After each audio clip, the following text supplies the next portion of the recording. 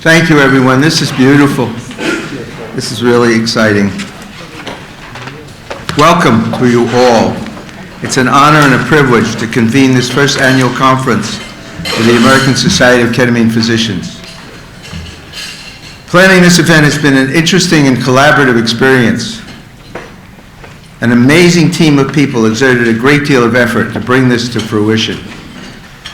Many of you contribute to making this conference come together. I'd like to mention a few of you by name. Please don't be hurt if I don't say your name. I acknowledge and thank all of you who have contributed. Thank you for what you've done. The ASKP board made extraordinary efforts. Even against the background of those efforts, Drs. Megan Oxley and Sanja Prashad really did an amazing job. They were particularly devoted and energetic in managing the creation of this conference. John Wolf, on loan from Clarasana, also deserves a special note of thanks. John worked tirelessly to get all the little details to dovetail so that we could present you with a coherent, seamless experience. We have an outstanding roster of speakers from all over the United States and the United Kingdom as well. You'll find a lot of information about them in the program. I'm as excited to hear from them as you are. Our sponsors have also contributed by helping to defray our costs and bring ideas and information before you. Please take a look at what they have to offer. I expect we're going to learn a lot about ketamine over the next 2 days in terms of how it works and how to use it to help people.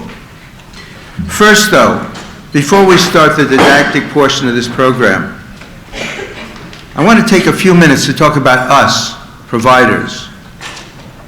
Let me ask a question. How many of you give ketamine to patients? Can I see a show of hands? Thank you. And how many of you assist others in giving ketamine to patients? Okay. I acknowledge all of you for your courage and your steadfastness in providing this novel and somewhat controversial therapy to relieve suffering and to save lives. Each and every one of you is a hero. In this world of platitudes and hyperbole, I want you to get, I really mean, you are heroes. You are literally saving lives. You have my respect and my support. I'm ever in your admiration for your standing by your convictions, often in the face of a lack of agreement from your peers. Let's put what we're doing in context. Let's take a look at the magnitude of the affliction we devote ourselves to treating. Depression is widespread, and its incidence is growing. The incidence of depression actually increased 28% between 1999 and 2016. Depression has become the most frequent cause of disability in the United States, parenthetically probably in the world. Depression disables more people than heart disease, than cancer, than accidents. 6.7% of the United States population is afflicted with depression. And 4% of those so diagnosed take their lives by suicide every year. That's 44,000 people every year. And every year, 25 times that number attempt suicide, with horrible consequences for themselves and all those whose lives they touch. Each completed suicide costs the society $1 million in lost wages and in medical costs. The emotional cost reverberates through families, through communities. The scarring and the blunting of possibility continues down through literally generations. Suicide is lethal. Ketamine infusion therapy reverses suicidality over 80% of the time. Ketamine infusions do this rapidly, usually within a few hours to a few days. They do it reliably and safely.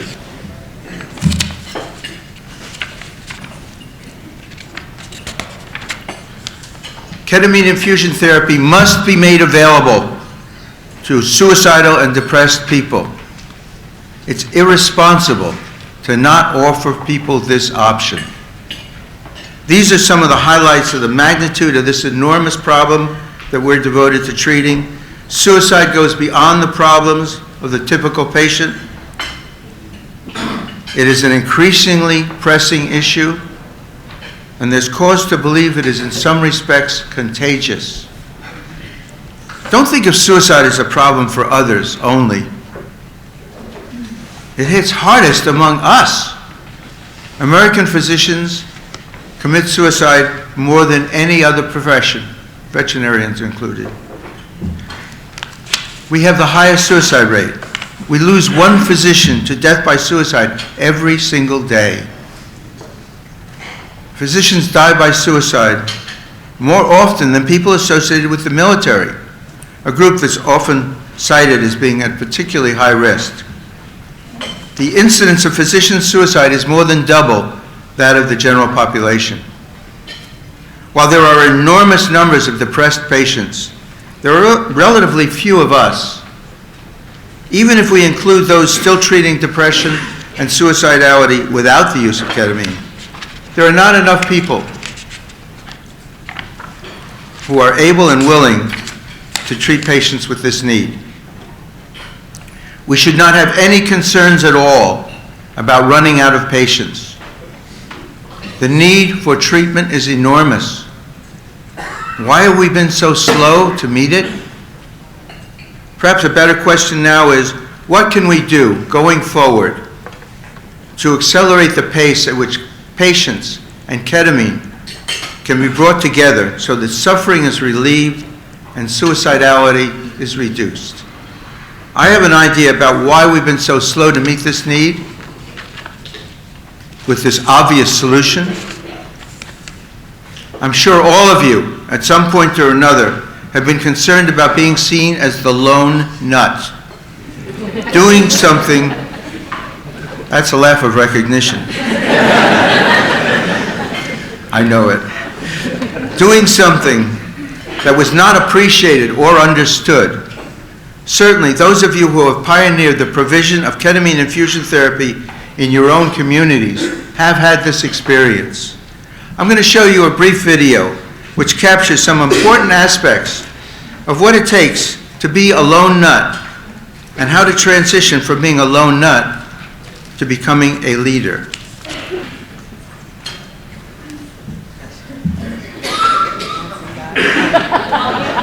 It happens start to finish in under 3 minutes and dissect some lessons. First, of course, a leader needs the guts to stand alone and look ridiculous. But what he's doing is so simple, it's almost instructional. This is key. You must be easy to follow. Now here comes the first follower with the crucial role. He publicly shows everyone else how to follow. Notice how the leader embraces him as an equal. So it's not about the leader anymore. It's about them, plural. Notice how he's calling to his friends to join in.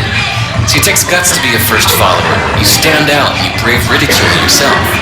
Being a first follower is an underappreciated form of leadership. The first follower transforms a lone nut into a leader. If the leader is the flint, the first follower is the spark that really makes the fire. Now here's the second follower. This is a turning point. It's proof the first has done well. Now it's not a lone nut and it's not two nuts. 3 is a crowd and a crowd is news. A movement must be public. Make sure outsiders see more than just the leader. Everyone needs to see the followers because new followers emulate the followers, not the leader. Now here come 2 more people, then 3 more immediately. Now we've got momentum. This is the tipping point and now we have a movement. As more people jump in, it's no longer risky. If they were on the fence before, there's no reason not to join in now. They won't stand out, they won't be ridiculed, and they will be part of the in crowd if they hurry. And over the next minute, you'll see the rest who prefer to stay part of the crowd, because eventually they'd be ridiculed for not joining. And ladies and gentlemen, that is how a movement is made.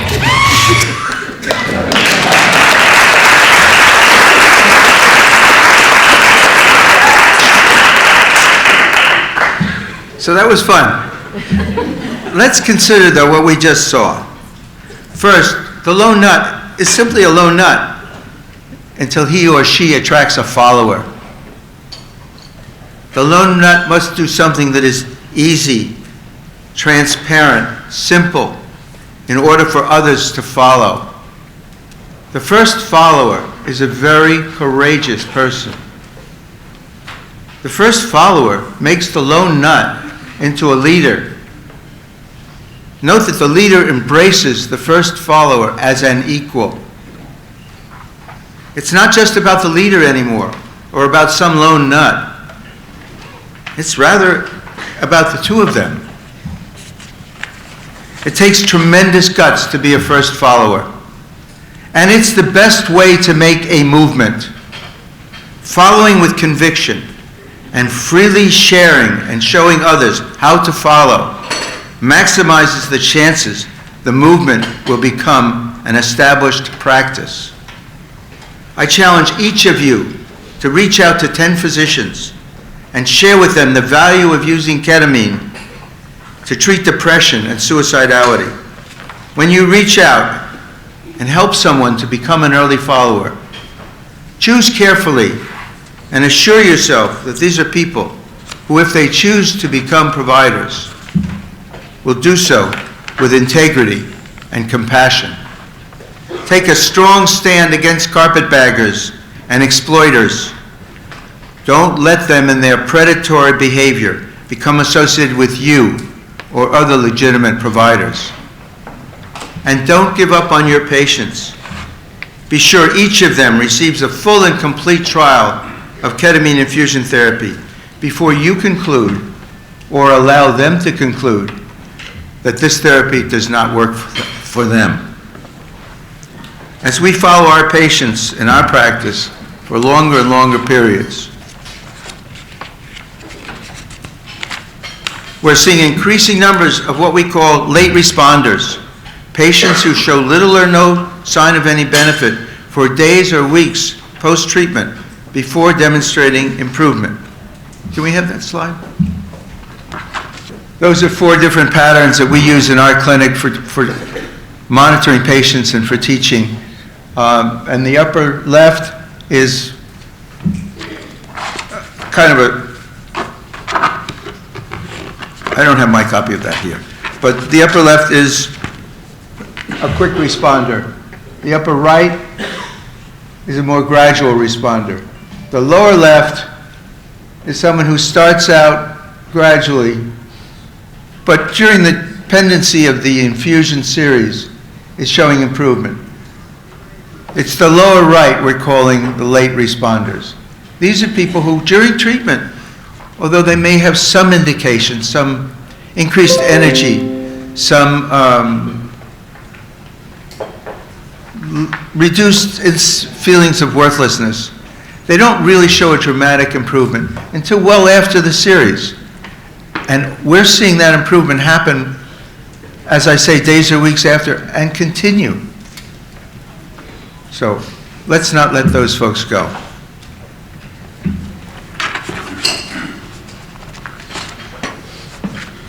We are participants in a movement, and you are its leaders. What will you do with this responsibility? When you're a leader or an early follower, people will talk about you. People will want to have an opinion about you. Don't permit that talk and those opinions to shape your actions. Let your commitments shape your actions. Remember that conversations are like light bulbs. Your speech gives them energy. The more speech energy you give them, the brighter they shine. Withhold the power of your speech and the light dims. How you manage the power of your words will determine the conversation. You get to choose what you give energy to. Be sure you are empowering the conversations that you want to shine brightly. I'm going to show you another short video which illustrates a very prevalent aspect of behavior. Training fleas requires a glass jar with a lid. The fleas are placed inside the jar and the lid is then sealed.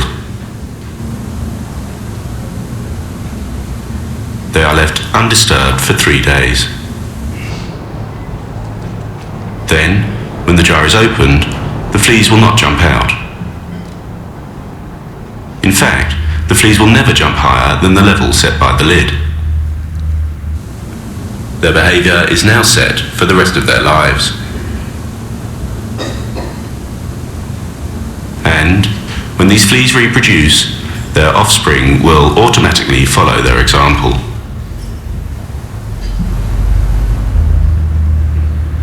So here are the highlights from what we just saw. In an experiment, a scientist placed a number of fleas in a jar. They quickly jumped out. He then put the fleas in a jar and placed a lid on top. The fleas began jumping and hitting the lid, falling back into the jar. After a while, the fleas, conditioned to the presence of the lid, learned to jump just slightly below the level of that lid, so as not to hit it. When the scientists removed the lid, it was found that the lid was no longer needed. The fleas would not jump out of the jar anymore. They had learned to limit themselves to jumping just lid high, and they continued to limit themselves even after there was no longer any lid present. Astoundingly, at least to me, their offspring raised in that same jar with them will never jump out of the jar either. It's just amazing. We were like those fleas when we were in residency or graduate school. These were our training sessions and our jars. We became masterful and not jumping too high. After all, who needs the headache? And isn't it just good practice to not bump up against the lid? I hope I've given you some fresh thought about your possibilities in relation to your use of ketamine. I hope you're inspired to speak out to the media, to your patients, to your colleagues, to your elected representatives, to health insurers. There's enormous value in your stepping up and writing a letter to the editor, or doing an article, or giving a public presentation. Remain evidence-based. Keep your integrity and your sense of humor. Share facts and real data, and the outcome will be overwhelmingly positive. You have the opportunity to transform yourselves and the world around you. You already have the skills and the knowledge and the enthusiasm. We both know you can jump higher than that lid. We know that all biologic systems have an endpoint. That includes present company. The good news is we get to choose what we do with our time between now and then. I invite all of you to go above and beyond, to take a run at jumping out of your jar. When you make that jump, you will feel free, and you will feel powerful, and you will be a hero. One last comment before we get to the substance of our meeting. In ordinary times, this might not be necessary, but these are not ordinary times. A foundation of your life work and your livelihood is your commitment to science and the primacy of facts. Respect for the truth and its free dissemination underlies all that we do as professionals. Express yourself as citizens while you still can. Your silence will not protect you. Speak up. Insist upon accountability from your representatives. Vote. Affirm and defend the culture which underlies your contributions and your achievements. Tell the FDA and your representatives that you need continuous, uninterrupted access to ketamine without market or price manipulation, that there are no substitutes for this medicine, and that its availability is literally a matter of life or death. Thank you for being here this morning, and thank you for your attention. I hope I've inspired you to see a little further toward a future with less suffering. Enjoy our wonderful speakers. Get to know one another. I look forward to the opportunity to meet you during the conference and to learn more about your approach to doing this treatment. Thank you for being here this morning and for your attention. Have a good day.